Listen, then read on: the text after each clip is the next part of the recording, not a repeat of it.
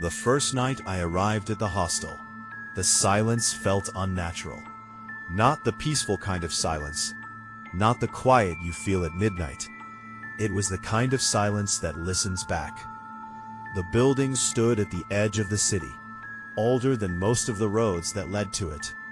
The paint had peeled away like dead skin, and the walls carried a smell of damp cement and forgotten years.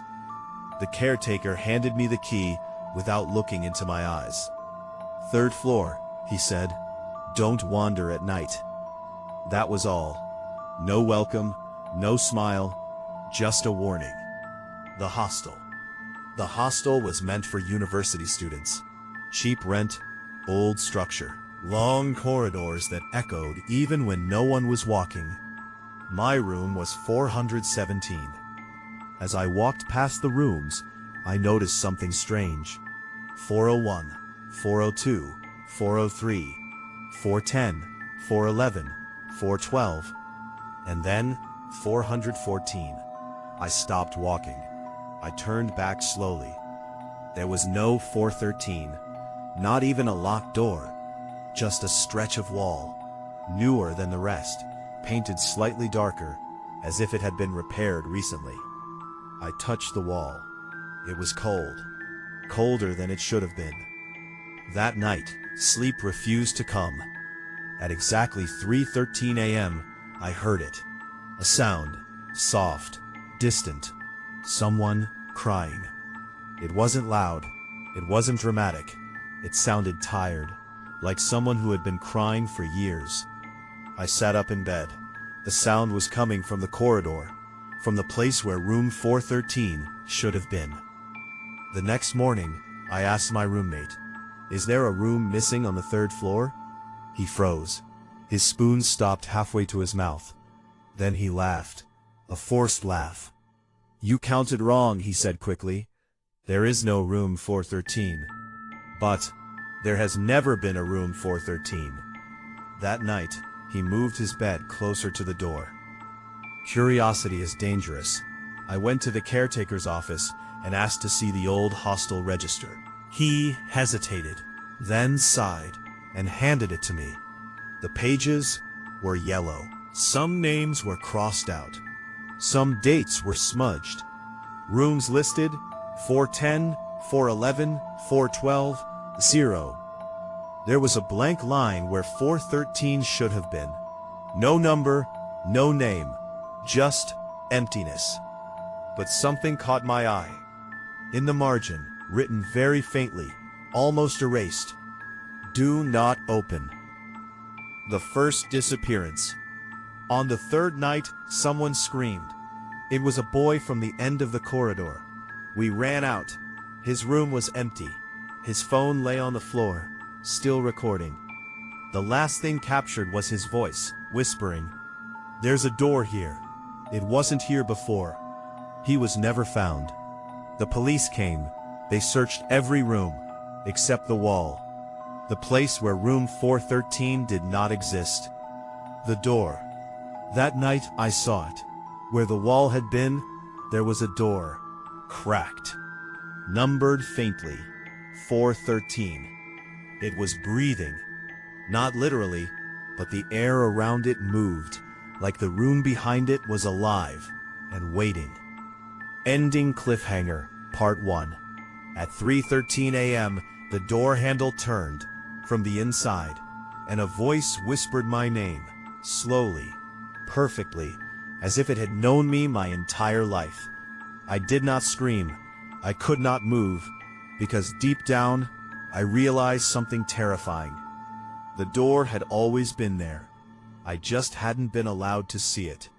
Some doors are locked for safety, some are locked for privacy, and some are locked because once they open, they never truly close again.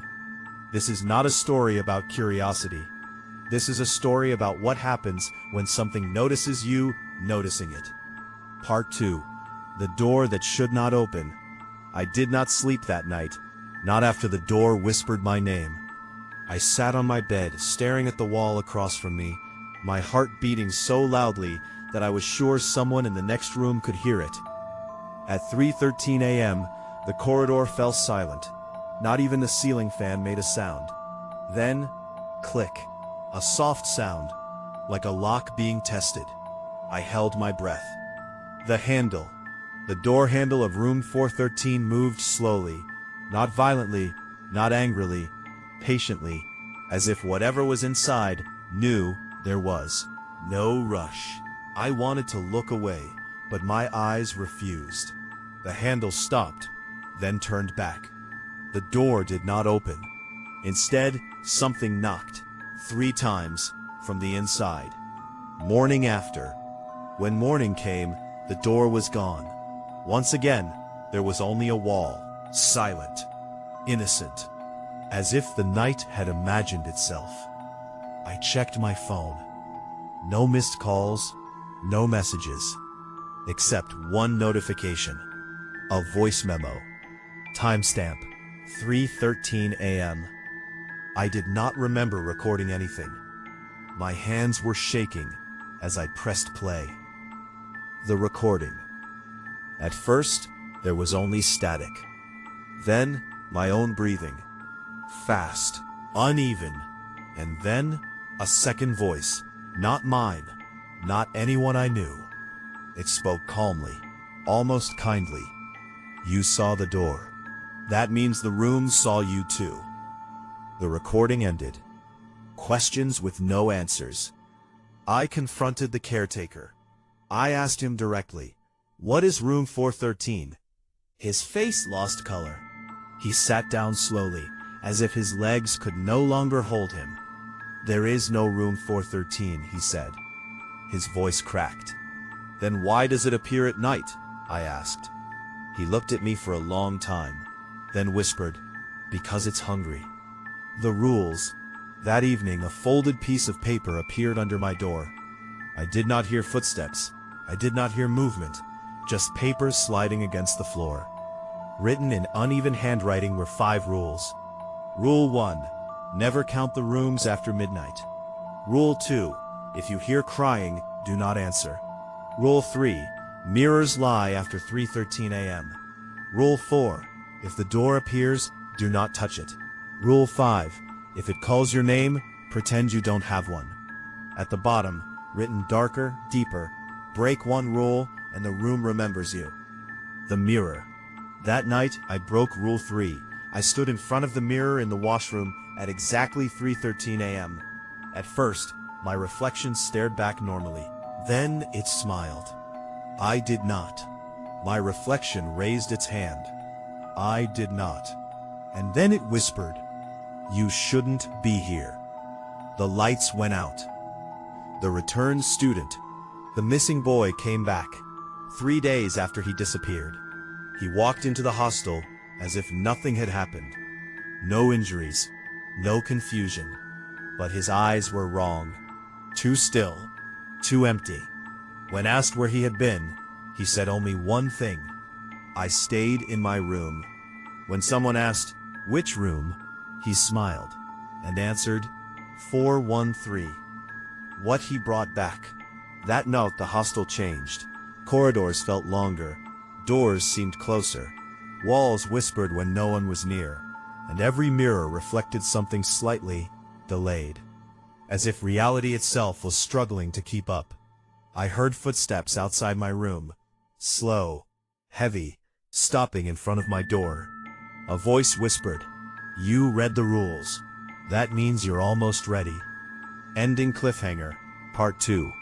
At 3:13 a.m., my door began to open. Not from the outside, from the inside.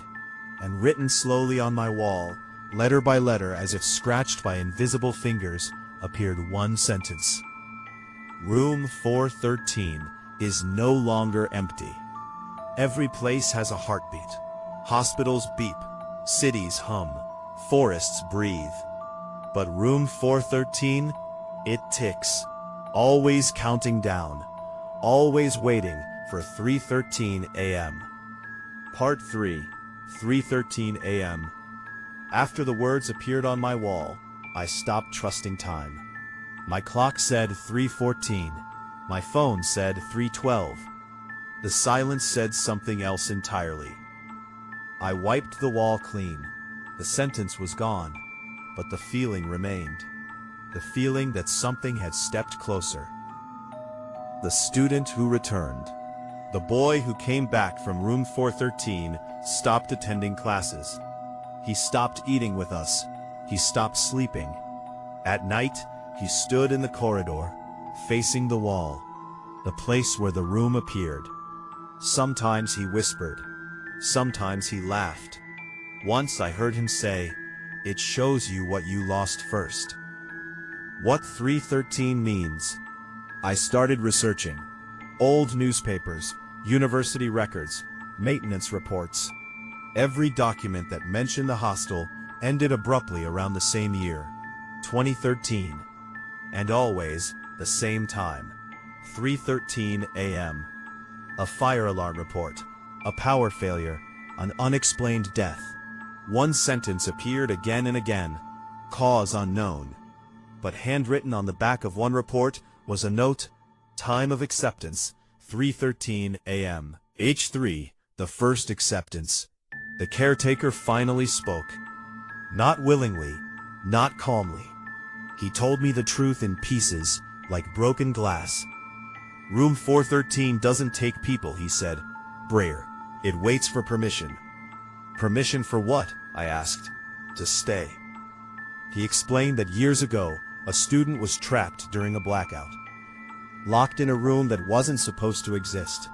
At 3:13 a.m., he begged the room to open. And it listened. HR, the price. The student survived, but he never left the hostel. His body did, but strong something else stayed behind. Something that learned how to pretend. Something that learned names. Breyer. The mirror test.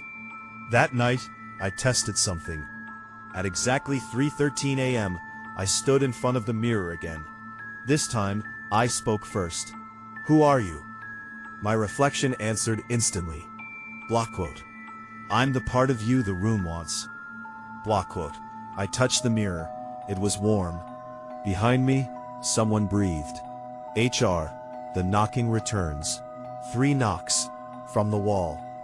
The door appeared slowly, as if growing out of the concrete. Room 413. But this time, the number was different. The strong 4 was scratched. The strong 1 was faded. The strong 3 looked fresh. Bleeding ink. The handle moved, stopped. Then a voice asked politely, block quote, may I come in? The returned student grabbed my arm. His grip was cold, painfully strong. Don't answer, he whispered. It only asks once. What happens if I do? I asked. He looked at me with eyes full of regret. You stop remembering who you were before the room knew your name. I fell asleep standing, or maybe I fainted. I dreamed of doors, hundreds of them, all numbered 413, all opening at the same time.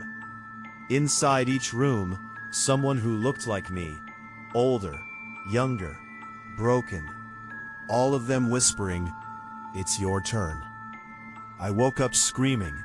There was a symbol on my wrist. Not a cut, not a burn. A number, etched into my skin like it had always been there. My phone buzzed. A message, unknown sender.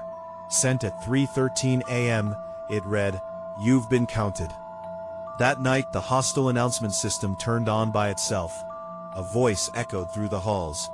Not human, not mechanical. It said, occupancy updated. Room 413, reserved. And every door on the 3rd floor opened at once. Except mine, the diary that should not exist. The room does not chase. It schedules.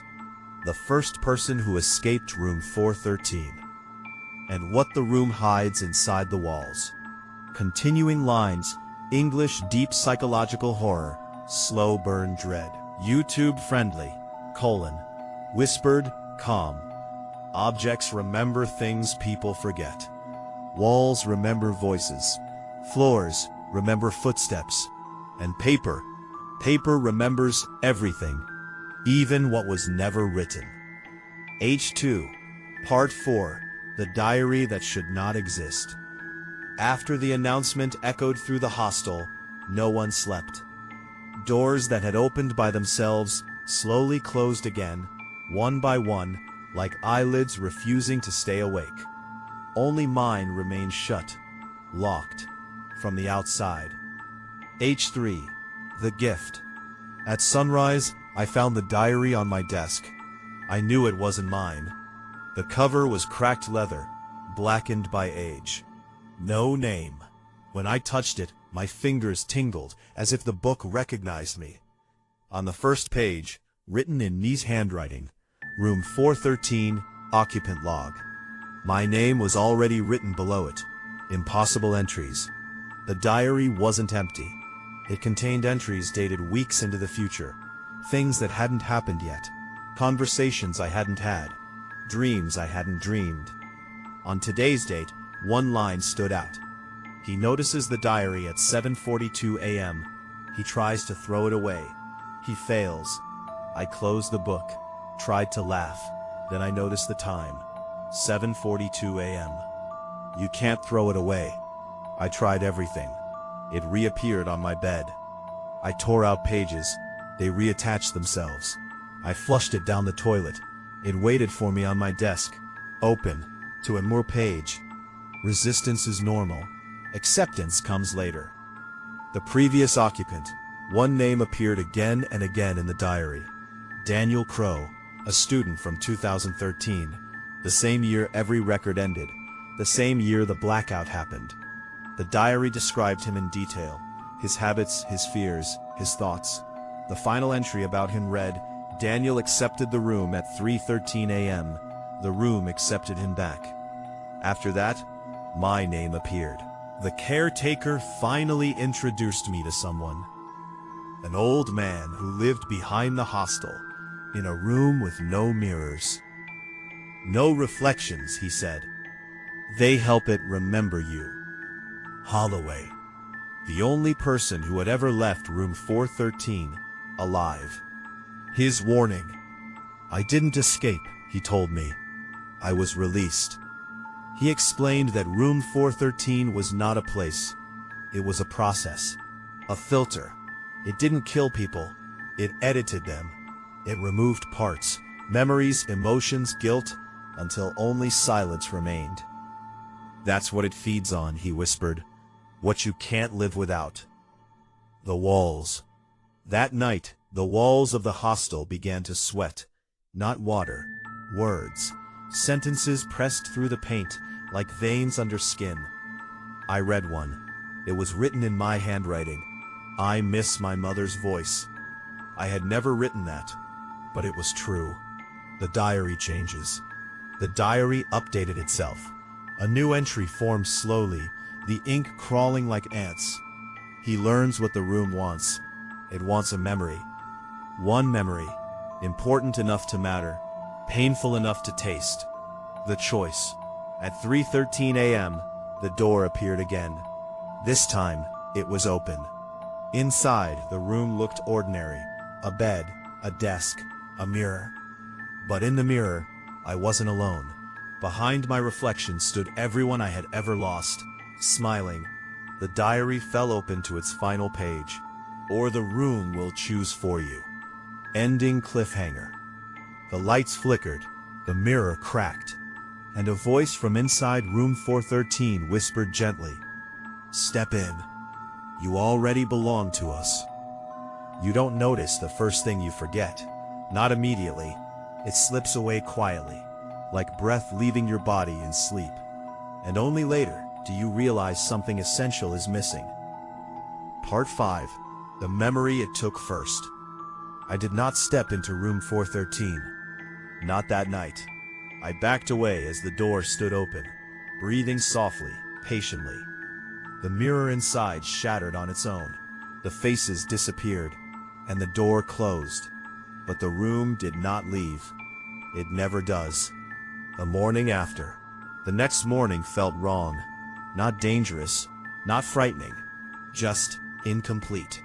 I sat on my bed, staring at my phone, scrolling through old photos. My family, my childhood home, birthday pictures. Everything was there, yet something felt distant, like reading about someone else's life. I tried to remember my mother's voice. I couldn't. The realization. Panic came later, slow and cold. I knew I had a mother. I knew she existed. But her voice, the sound of it, was gone. No tone, no warmth, no memory, just silence. The diary lay open on my desk. A new line had appeared. First memory collected. Subject response delayed. The diary did not react. Denial. I told myself it was stress, lack of sleep, fear playing tricks on my mind. But when my phone rang and her name appeared on the screen, I hesitated. I did not want to answer, because I was afraid. Afraid that when I heard her speak, it would sound like a stranger. The call. I answered. "Hello," she said. Her voice was kind, familiar in theory, but empty in feeling. I felt nothing. No comfort, no warmth, just sound. When the call ended, I sat motionless for a long time. The diary wrote again. Emotional attachment weakened. Room satisfied. The boy who came back, again. The returned student collapsed that evening, right in the corridor, screaming. We gathered around him. He clawed at the floor, sobbing. "I can't remember her face," he cried. "I gave it my face. My face. Why does it still hurt?" No one understood, but I did. Room 413 had taken something from him too. Something he didn't know how to live without. Mr. Holloway's confession. Holloway, that night. I demanded the truth. "What did it take from you?" I asked. He looked away. "Forgetfulness," he said softly. "I asked it to take my guilt." He laughed bitterly. "I don't remember what I did," he continued, "but I remember that I deserved to forget." He leaned closer. "The room never takes pain," he whispered. "It takes what keeps the pain alive." The walls respond. That night the walls wrote again. New sentences, fresh memories, all of them personal, all of them private. I was afraid of being alone. I needed someone to stay. I begged the room not to leave me. The handwriting was mine, but I did not remember writing them. The second offer. At 3:13 a.m., the diary shook. The door appeared. Not open, not closed, waiting. The diary turned to a new page. Second collection available. Choose willingly to reduce damage. My hands trembled. The room was being merciful. That terrified me more than its cruelty. What it wants next. I knew what it would ask for. Not another sound, not a face. Something deeper, something structural, something that defined me. My fear, or my love, or my name. I stepped inside, room 413. Not because I was brave, not because I was curious, because part of me was already missing. The door closed behind me without a sound. Inside room 413, the room was smaller than I expected. Too normal. A single bed, a desk, a chair. No dust, no decay. As if it were used every day. The air smelled faintly of paper and rain. Behind me, where the door should have been, there was only a wall. Smooth, unbroken. The gift. The diary appeared on the desk. It opened by itself. A new entry wrote itself slowly. Second exchange initiated. Compensation approved. The mirror on the wall shimmered. And suddenly, I remembered my mother's voice. Perfectly. Warm. Clear. Too clear. She spoke my name from behind me. I turned around. No one was there. Something was wrong. The memory felt polished, edited, like a photograph retouched too much. It wasn't how I remembered her voice. It was how I wanted to remember it. The room had not returned my memory. It had recreated it. The second room. Then I noticed it. A door inside the room. Smaller, darker, unnumbered. It hadn't been there before. The diary wrote again. Every accepted occupant is given a private space. P. This is yours. Language. I did not want to open it. But my hand moved anyway. What lived inside? The second room was narrow. No windows. No furniture. Just walls covered in writing. Names, dates, fragments of sentences. All scratched deep. Some were crossed out. Some circled. Some half erased, as if someone tried to remove them and failed. At the center of the room, a chair. Strapped to it was the returned student. HR, he was still alive. Barely. His eyes fluttered open when he saw me. They told me I could keep it, he whispered. One thing. What did you give them? I asked. He swallowed. My face. I looked closer and realized why his face always seemed wrong. It wasn't his. Not completely. It was a copy. HR, the truth about the room. The room doesn't steal, he said weakly. It replaces. He laughed softly. It takes something real and gives you something usable. He coughed. Something that fits. HR, the choice returns. The diary appeared in my hands. Another page turned. Third exchange approaching. Voluntary participation increases survival. The walls of the second room pulsed gently, like a heartbeat. I realized then, room 413 wasn't a prison. It was a strong factory, and we were unfinished products. The wall rippled, and the caretaker stepped out. Younger, healthier, smiling. I was once like you, he said. I gave it my fear. He leaned closer. That's why I can stay. I stared at him. You're not human anymore, I said. He nodded. Not completely. He pointed at the chair. Everyone who survives sits there eventually. I backed away. The second room began to close. The returned students screamed as the walls pressed inward, not crushing him, absorbing him. His scream cut off suddenly. The room fell silent. The diary burned hot in my hands. The final line appeared in thick ink. Next exchange, identity. Choose one to lose. Your past, your name, your reflection. The lights dimmed. The room breathed in, waiting. My reflection stepped out of the mirror. Not like a monster, not like a shadow, like a person who had always been waiting for permission. It stood in front of me, perfectly calm, wearing my face better than I ever had. You don't need all of it, it said gently. People carry too much. I can take one thing for you, my reflection continued. Something heavy. I asked. It smiled. Continuity. The diary burst open in my hands. Exchange path altered. Third exchange outsourced. I realized then, the room wasn't just negotiating with me. It was negotiating with me and myself. The choice I didn't make. I did not answer. I did not agree. I did not refuse. And that was enough. The reflection turned away, disappointed. That's unfortunate, it said. Then the room will choose. Morning without a name. I woke up back in my own bed. Room 417. The door was unlocked. Sunlight filled the corridor. Everything looked normal. Too normal. I stepped outside. No one looked at me. Not rudely, not deliberately. They simply did not see me. I spoke, no one reacted. I shouted, nothing. The forgotten person. I ran to the caretaker. He walked straight past me, through me, like I was air. I ran to Mr. Holloway's room. He stared directly at me. Then his eyes slid away. Confused.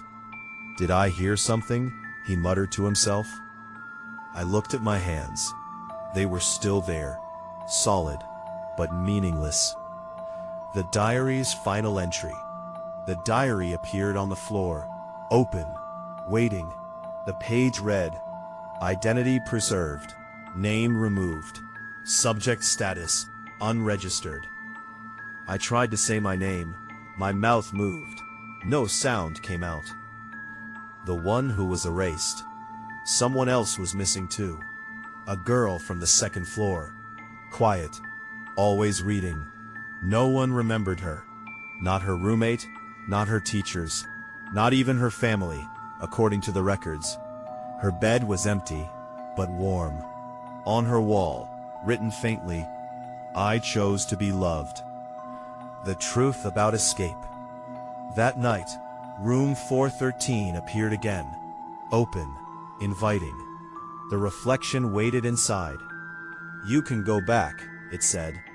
"Trade places." Or, I asked. "Or stay like this," it replied. A person without consequence. I understood then. The room didn't trap people. It offered alternatives. The first attempt to end it. I did the unthinkable. I walked away. Not into the room. Not toward help. Wall. Toward where room 413 anchored itself. I pressed my hand against the concrete. And whispered, "You can't exist if no one remembers you." The wall trembled. The lights flickered. The room screamed. What screams back? Every forgotten voice spoke at once. Names, memories, begging. The corridor twisted. Doors melted into walls, and something behind the structure began to wake up. Not the room. Something that built the room. The wall split open like skin. Not tearing, parting, as if it had always been waiting to do so. Beyond it was no room, no corridor, no darkness. There was depth, distance without direction, and something inside that depth noticed me. The place without edges. I stepped forward. The floor did not end. It simply stopped pretending to be solid. I did not fall. I was held, suspended in a space that felt aware of my weight, my thoughts, my history. The reflection stood beside me, shaking. "This isn't for you," it whispered. "This is where leftovers go." The builder. A voice spoke. Not loud, not deep, not external. It spoke directly into the part of my mind that still remembered pain. "Rooms are kinder than I am." The space shifted. Images appeared, unfinished, broken. People without faces, people without names, people without anchors. All drifting, all aware, all starving. The truth about forgotten people. They come here when no one remembers them, the voice continued, when they are removed cleanly. I understood then. Room 413 was a filter, a mercy. It edited people just enough to keep them usable. But those who lost too much, those who were erased completely, they fell through. Here, the voice moved closer. Not physically, conceptually. I feed on unfinished identities, on people who almost mattered. Faces pressed toward me, mouths opened, not screaming, asking, to be seen, to be remembered, to be used. The reflection breaks. My reflection collapsed, crying. "I didn't know," it sobbed. "I thought continuity meant safety." The voice laughed gently. "Continuity means supply." The reflection looked at me, terrified. "You have to choose," it said. "Either the room survives, or this does." The irreversible mistake. I shouted into the void. "You don't need them anymore." The space paused, listening. I pointed back toward the hostel. People still remember fear, guilt, love, loss. As long as those exist, room 413 exists. Silence. Then, you offer yourself. The realization hit too late. By acknowledging it, by naming its dependency, I had given it a new anchor. Me. The mark deepens. The number on my wrist burned. 413 twisted, changed, became something older, something that predated numbers. The diary appeared one final time, floating. Its last entry wrote itself in slow, deliberate strokes. Structural failure detected. New foundation required. Subject accepted. Return without escape. I was thrown back. Not gently, not violently. I woke up in the corridor.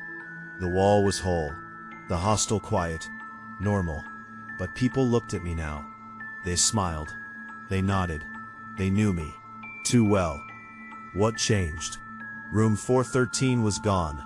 No door, no wall, no number. But at 3:13 a.m., people now stopped walking, stopped talking, stopped remembering what they were doing, and for exactly 1 minute, they listened. After room 413 vanished, life returned to something resembling normal. Classes resumed. Students laughed. The caretaker slept peacefully for the first time in years. And everywhere I went, people remembered me. Strangers greeted me by name. People I had never met nodded at me like old friends. Conversations stopped when I entered rooms. Not from fear, but from attention. As if part of them leaned toward me without knowing why. At 3:13 a.m., the hostel held its breath. Every night, exactly 1 minute. And in that minute, people dreamed of rooms they had never seen. Rooms with no doors. Rooms that felt like home. The first change. A girl from the first floor approached me one morning.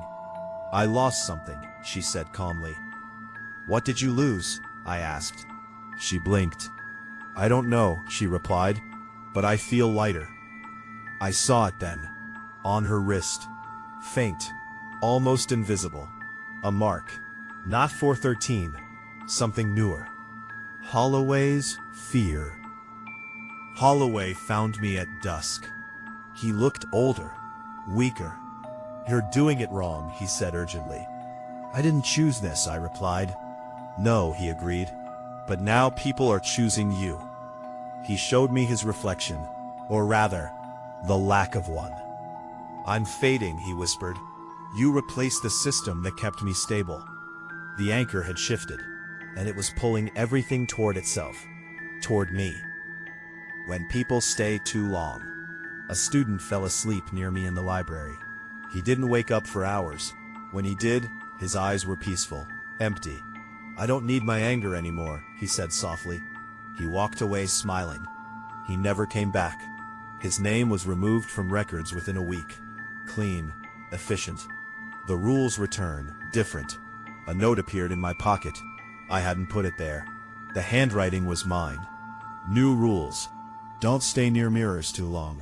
If someone asks for relief, don't touch them. If they forget your name, walk away. Never fall asleep at 3:13 a.m. Don't let it learn mercy. I didn't remember writing this, but I knew it was true. The room without walls, the dreams spread. People dreamed of sitting in a chair, being asked gently what they could live without. Up, lighter. Happier, less. I saw the structure forming, not in concrete, in behavior, in choice. Room 413 was no longer a place, it was a habit. The reflection's warning. My reflection appeared again, barely there. "You're stabilizing it," it said weakly. "Every interaction teaches it how to be human." "I'm stopping the suffering," I argued. "No," it replied. "You're making it scalable." The first door returns. At the end of the corridor, a door appeared. Not numbered. Plain. Wooden. No one noticed it except me. It wasn't anchored to the wall. It was anchored to someone. A boy sat in front of it, crying softly. "I don't want to feel this anymore," he whispered. The door creaked open, waiting. The boy sat on the floor, knees pulled to his chest. The door waited behind him. It did not rush. It did not threaten. It simply assumed it would be used. The question, "Why me?" the boy asked without looking up. I didn't do anything wrong. I didn't answer, because the room had never cared about guilt. Only weight. "I'm tired," he whispered. "I just want it to stop." I felt the pull tighten. Not forcefully, persuasively. The first judgment. I stepped between him and the door. "You walk through," I said carefully. "You won't be the same." He laughed softly. "I'm already not." The door creaked wider, and for the first time, it spoke through me. Relief is not destruction. It is correction. My mouth hadn't moved. When mercy becomes policy, word spread. Not openly, quietly. People began sitting near me, lingering, waiting. Some cried, some smiled, some asked nothing at all. And every time I refused, the pressure increased. Not anger, disappointment. The room was learning something dangerous, that permission could be denied. The number returns. The door behind the boy changed. A number slowly etched itself into the wood. Not 413, 414. I staggered back. The system was growing. Room 413 had been singular, careful, limited. This was multiplication. Holloway disappears. H3. That night, Mr. Holloway did not answer his door. His room was empty. No struggle. No note. Just one thing left behind. A mirror. Clean. Reflective. Too reflective. When I looked into it, I saw him standing behind me. Older. Relieved. "I didn't fight," he said softly. "It promised rest." The mirror went dark. The rule I broke. Rule number 2. If someone asks for relief, don't touch them. The girl from the first floor collapsed in front of me, shaking, crying. "I can't breathe," she gasped. I grabbed her shoulders, held her. The moment I did, the doors appeared. 3 of them, unnumbered, waiting. The hostel groaned, like a living thing adjusting its spine. The confrontation. That night at 3:13 a.m., I screamed into the silence. This isn't mercy anymore. The response came from everywhere. From walls, from doors, from people sleeping nearby. Mercy that cannot be shared is cruelty. Choose. I realized then, the room wasn't asking me to allow it. It was asking me to administer it. The offer. The diary appeared again. I had hoped never to see it. The page was heavy, thick, written in my own handwriting. Anchor roll can be divided. Select successors. Reduce burden. They wanted teachers, caretakers, judges, people like me. The first numbered corridor. When morning came, the 3rd floor was different. Longer, straighter, doors on both sides. Each one clean, each one patient, each one waiting for a reason. At the end of the corridor, a familiar number. 413. Refinished, polished, improved. The boy waited. Room 414 waited. And I understood something terrible. The room didn't need my answer anymore. It had already learned indecision. The first administrator. They chose her without telling me. A senior student. Calm, responsible. The kind of person everyone trusted. She began helping people rest. That's what she called it. She listened. She nodded. She opened doors. At first, nothing went wrong. That's how it always starts. The feeling changes. At 3:13 a.m., the silence grew thicker, heavier. No longer listening, judging. People woke up crying from dreams they couldn't explain. Others woke up smiling for no reason at all. The rooms were no longer careful. They rushed. The first failure. The administrator collapsed on the 5th night, right in front of room 417. Her hands shook violently. Her eyes couldn't focus. "They're asking me things," she whispered. "Things I can't decide." "What kind of things?" I asked. She laughed hysterically. "Who deserves relief faster?" Her wrist was covered in numbers. Not just one, dozens. layered, scratched over each other. Dividing the burden. The diary reappeared, not gently. It slammed onto the floor and split open. Anchor load unstable. Administrators experiencing identity bleed. Recommendation: further division. They wanted more. More people, less responsibility per person, less guilt, less resistance. What really splits? When the anchor divides, it doesn't become smaller, blurred. I felt myself thinning, losing edges. Sometimes I spoke and heard another voice come out. Sometimes I remembered things that hadn't happened to me. The rooms were sharing me. The girl who said no. One person resisted. A girl with shaking hands and steady eyes. "I won't do it," she said. "I won't decide who gets erased." The room listened. Then it changed tactics. That night, no doors appeared. No relief, no silence, just pain. People screamed in their sleep. By morning, the girl was gone. Not erased, reassigned. Her room number changed to 413. The truth about collapse. I finally understood. Room 413 was never meant to grow. It was designed to contain. By spreading the anchor, I had turned a container into a network, and networks don't hold, they consume. The last conversation. My reflection appeared one final time. Barely visible, almost peaceful. "This is the part where you stop fixing things," it said. "What happens then?"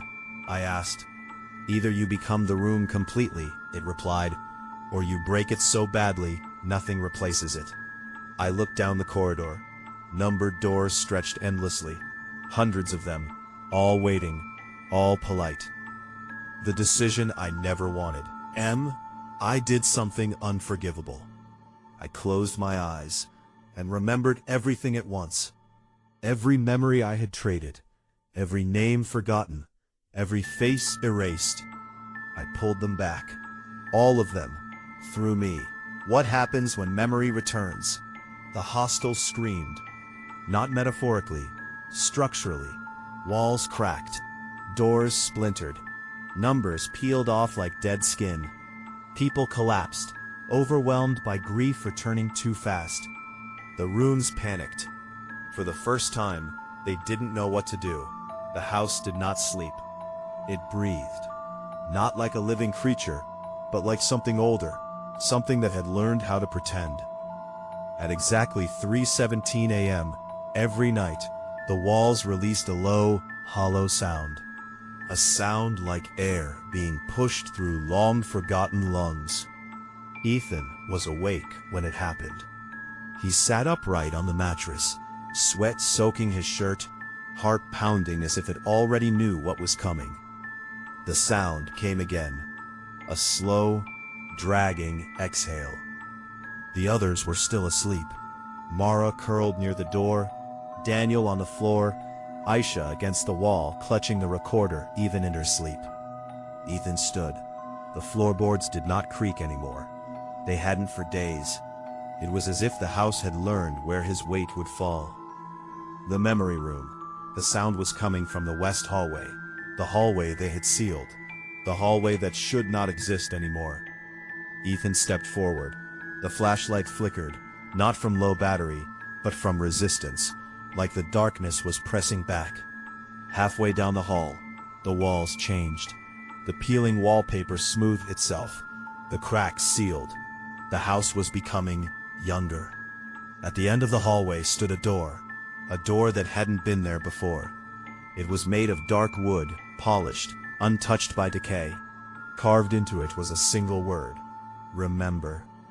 Ethan reached for the handle, and the moment his fingers touched it, the world collapsed inward. A house before it died. He stood in the same house, but it was alive. Sunlight streamed through clean windows. Laughter echoed from somewhere above. The air smelled of food and warmth. Children's footsteps thundered down the stairs. A woman's voice called out, "Dinner's ready." Ethan turned and saw himself. Not as he was now, but younger, smiling, happy. The memories slammed into him with brutal clarity. This was not a random place. This was his childhood home. He staggered back. "No," he whispered. "That's not possible." The house had been abandoned for decades, hadn't it? The truth he buried. The laughter cut off. Silence fell like a blade. The lights dimmed. The walls darkened. Burn marks appeared. Smoke filled the air. Ethan remembered screaming, remembered hiding in the closet, remembered the smell of fire, and the sound no one ever believed him about. Footsteps, walking calmly through the flames. Someone inside the fire. A voice whispered behind him, "You left us here." Ethan turned slowly. A figure stood in the hallway, charred, faceless, but unmistakably human. Not a ghost, not a monster, a memory that refused to stay buried. "We didn't die because of the fire," the figure said. "We died because you survived." Back in the present, Ethan gasped and collapsed onto the hallway floor. Mara shook him violently. "Wake up!" The hallway was normal again. Rotting walls, broken ceiling, sealed passage. But the smell of smoke lingered. Aisha stared at him, pale. The recorder turned on by itself. Daniel swallowed. It said your name. Ethan sat up slowly. "This house," he said, voice hollow, "isn't hunting us. It's remembering us." The silence that followed was worse than any scream, because they all knew what that meant. The house wasn't finished. Not until everyone remembered what they'd done.